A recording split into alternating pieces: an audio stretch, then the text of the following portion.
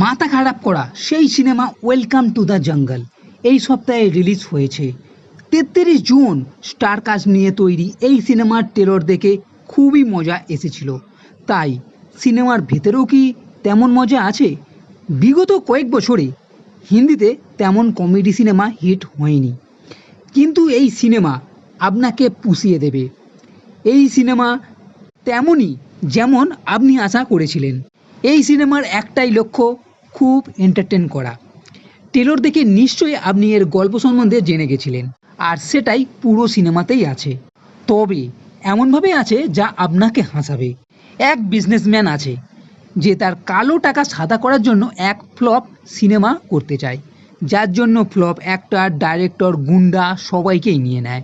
Shooting শুরু হয়, কিন্তু ঘটনা কমে যে গ্রামে এরা শুটিং করতে আসে সেখানে আছে সত্যিকারের আতঙ্কবাদী।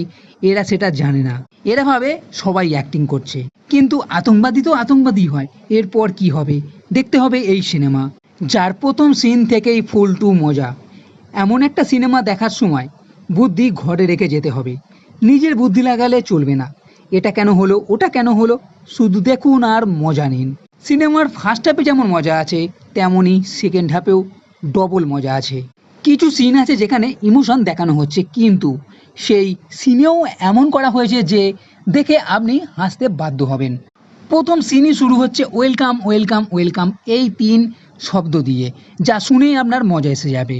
আর এটাও বলবো যে অনেক দিন পর এই সিনেমা থেকে সেই আগের মতনই মজাদার মিম তৈরি হতে চলেছে। ইস आंखों से क्या देखना पड़ रहा है, फ्लॉप फिल्म आप देखते हो क्या, এই রকম অনেক ডায়লগ আছে। আর ডায়লগের কথা বললে এমন ছোট ছোট 5 সিন আছে যা শুনেই মজা এসে যাবে। আর কিছু সিন দেখে তো সত্যি বলতে খুব জোরে হেসেছি। আর এই সিনেমা নিজে থেকেই নিজের মজা করছে, মানে যে অ্যাক্টর আছে তাদেরই ছোট করে মজা ওড়ানো হচ্ছে। তবে পুরোপুরি এটা অক্ষয় কুমারেরই সিনেমা, তার ফেসটা এখানে বেশি আছে। আর অনেকে বলছিল যে সেই পুরনো অক্ষয় কুমারকে দেখতে চাই, তো নিন সেই পুরনো মজাদার অক্ষয় কুমারকে গিয়ে দেখুন।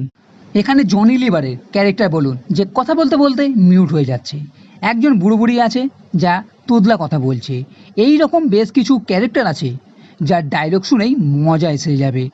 আর এখানে যে হিরোইন আছে দিশা জ্যাকলিন, সত্যি বলতে টেলরেই দেখিয়ে দিয়েছিল শুধুমাত্র গ্ল্যামার্সের জন্য রাখা হয়েছে, তেমন কোনো ডায়লগ নেই, কিছু দু একটা সিন আছে। তবে সত্যি বলতে গেলে এত সব ক্যারেক্টার থাকা সত্ত্বেও সবারই সিন দেখে মজা পেতে চলেছেন। ও বেশ কিছু পুরনো সিনেমার সিনও রাখা হয়েছে, হেরাফেরি, আওয়ারা পাগল দিবানা এরকম। তবে সিনেমার একটাই খারাপ লাগলো, সেটা হচ্ছে ভিএফএক্স, যেটা একদম বেকার মনে হলো। এর সঙ্গে এটাও বলবো যে সিনেমার শেষ ও ক্লাইম্যাক্সেও বেশ জবরদস্ত অ্যাকশান, ফাইট সিন, বোমা, গুলি, ট্যাঙ্ক উঠছে, পুরো দুর্দান্ত। তবে এর মধ্যেও কমেডি দেখিয়ে মজা দিতে কিন্তু ছাড়েনি।